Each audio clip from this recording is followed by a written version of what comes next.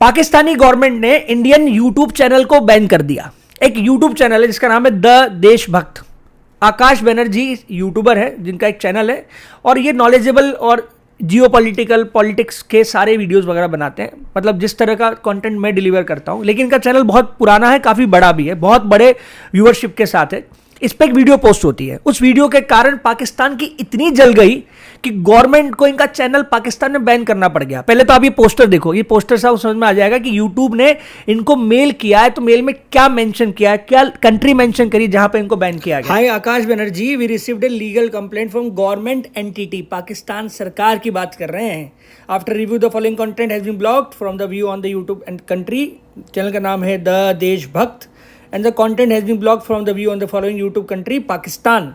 देखिए ये बहुत बड़ा अचीवमेंट है मेरे हिसाब से कि एक चैनल पाकिस्तानी गवर्नमेंट बैन कर दे पाकिस्तान में, इस वजह से एक यूट्यूबर की एक वीडियो का कुछ पार्ट देखने के बाद एक पाकिस्तानी सिटीजन भी ये जरूर सोचेगा कि यार बात में दम तो है, ऐसा क्यों हुआ होगा, कुछ तो रीजन रहा होगा, कोई तो बात होगी। इस वजह से इस पूरी वीडियो को आपको ढंग से सुनना चाहिए। यह वीडियो जो पोस्ट हुई थी, इस वीडियो का टाइटल है how close is India to an all out war with Pakistan, beyond news TV तमाशा। एक्चुअली ये वीडियो जब पोस्ट हुई उस टाइम तक बहुत सारी इंडियन मीडिया के बहुत सारे जो किरकिरी वाले मीम्स बनने थे वो बन चुके थे। क्यों? किस तरह की रिपोर्टिंग 8 और 9 तारीख को करी है इंडियन मीडिया ने, उसके बाद इतनी जग हंसाई हुई है, इतनी बेइज्जती हुई कि लोगों ने इतना ट्रोल किया कि जो अपने इंडियन आर्मी, इंडियन नेवी और एयरफोर्स का जो जॉइंट ऑपरेशन था, ऑपरेशन सिंदूर, उसके बाद भी जो 2-3 दिन तक चला, जिस तरह से रिटालिएट किया बहुत समझदारी के साथ, सेंसिबिलिटी के साथ, वो सारा का सारा धूमिल हो गया, एकदम बिल्कुल ढक गया है ना। और सारी चीजें कहां शिफ्ट हो गई कि मीडिया की रिपोर्टिंग कैसी है। पाकिस्तान में भी इस बात को लेके इंडियन मीडिया को बहुत ट्रोल हुआ और कहीं ना कहीं देखो सीधी बात है कि अगर इंडियन मीडिया ट्रोल हो रही है तो बेइज्जती तो भारत की है।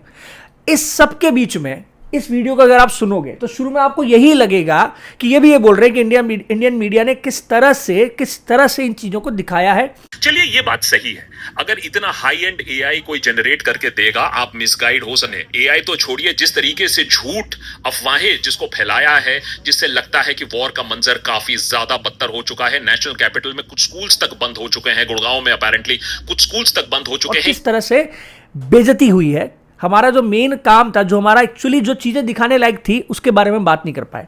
लेकिन जो इंपॉर्टेंट पॉइंट उन्होंने पॉइंट आउट करे वो एक्चुअली करने लायक थे। मैं आपको दिखाता हूं, वीडियो चला के दिखा देता हूं थोड़ी सी, क्योंकि कॉपीराइट का इशू हो सकता है, इसलिए मैं बता देता हूं थोड़ा सा। ये आप सुनिएगा जरूर एक बार। अब्दुल रऊफ अजहर, मौलाना मसूद अजहर, इंडिया का Osama bin Laden, our worst terrorist, उसकी मरने की खबर पुष्ट हो रही है, क्लियर हो रही है, कॉन्फर्मेशन धीरे। ये पता है किसकी बात कर रहे हैं, बताता हूं आपको। IC-814 एक प्लेन था जो हाईजैक होता है।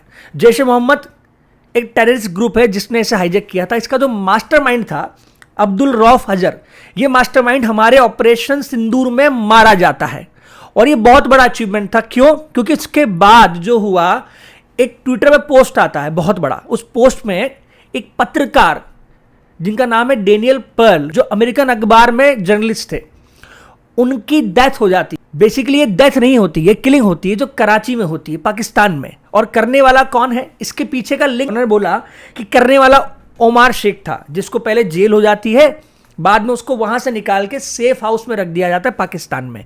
लेकिन रियलिटी में उनका ये, उन्होंने खुद ने मेंशन किया है कि ये सब कुछ कराने वाला जैश ए मोहम्मद ग्रुप था और उसके अंदर जो मेन सरगना था उसका नाम लिखा गया है अब्दुल रऊफ अजहर, इसके पीछे जिम्मेदार था। उन्होंने भारत को धन्यवाद दिया इस बात के लिए कि फाइनली मेरे बेटे के कत्ल का, हत्या का बदला भारत ने लिया। अब ये चीज मीडिया नहीं दिखा पाई, जबकि ये चीज दिखाने लायक थी। इसके अलावा एक पॉइंट और सुनिए। अब देखो, सोचने लायक बात यह है कि अगर जब तक ये थॉट प्रोसेस पाकिस्तानी सिटीजन्स के दिमाग में नहीं डाला जाएगा कि भारत की लड़ाई पाकिस्तान के सिविलियंस से नहीं है, पाकिस्तान की टेररिज्म वाली सोच से है जिसको बढ़ावा देता है, तब तक हमेशा भारत पाकिस्तान के बीच में ये कॉन्फ्लिक्ट चलता रहेगा। मुद्दे की बात आप ध्यान से समझिएगा, हमारी लड़ाई पाकिस्तान के आम नागरिक से नहीं है, हमारी लड़ाई पाकिस्तान आर्मी का टेररिज्म को सपोर्ट करना। जो प्रेयर्स हुई on camera Lashkar Taiba commander leads prayers for terrorist killed in operation Sindoor. अब ये वाली बात भी अगर लोगों ने आप देखी देख रहे हो, इसके बारे में उन्होंने एक पॉइंट बोला, हाफिज अब्दुल रऊफ, जो कि यूएसए ने जिसको ग्लोबल टेररिस्ट का दर्जा दे रखा है, ये व्यक्ति खड़ा है और साथ में पाकिस्तानी आर्मी खड़ी है, और जितने टेररिस्ट मारे गए ना उनके जनाजे में शामिल हो रही है। अब आर्मी और टेररिस्ट दोनों साथ खड़े हैं। अब ये फोटो आ जाता है, अब देखना इसके बाद जो आया उसको, ये वीडियो को चला के बता देता हूं एक बार आपको। अगर ये क्लियर मैसेज चला जाए पाकिस्तानी लोगों को कि हमारा हमला पाकिस्तानी सिविलियंस पे था ही नहीं, अगर ये चीज क्लियर समझ में आ जाए, और जाहिर सी बात है कि इस वीडियो से डेफिनेटली ये चीजें समझ में आ गई होगी लोगों को, इसलिए पाकिस्तानी गवर्नमेंट ने इस वीडियो को छोड़ो, इस पूरे चैनल को बैन करा दिया पाकिस्तान में। हालांकि वीपीएन जिंदाबाद, वीपीएन से काम चल तो जाएगा। यही इंपॉर्टेंट पॉइंट था जिसको पॉइंट आउट करना चाहिए था एक्चुअली इंडियन मीडिया को, लेकिन वो नहीं कर पाए। इसके बाद यूके हाई कमिश्नर ने भी स्काई न्यूज एक चैनल है, उस चैनल के मीडिया प्लेटफॉर्म पर आकर हाथ में वो पेपर लेके वो तस्वीर दिखाई है जिसके अंदर कैसे टेररिस्ट और पाकिस्तानी आर्मी साथ में खड़ी है, और ये साफ साफ मैसेज समझ में आ रहा है कि किस तरह से पाकिस्तानी आर्मी का इन्वॉल्वमेंट टेररिज्म के साथ बिल्कुल कंधे से कंधा मिला के है। वरना टेररिस्ट की मौत पर एक पाकिस्तानी आर्मी के ऑफिशियल ड्रेस में इतने सारे लोगों के होने का क्या लॉजिक बनता है। अब यही दो रीजन बड़े रहे होंगे जिसकी वजह से भयंकर मिर्ची लगी और ये चैनल बैन करा दिया पाकिस्तान में।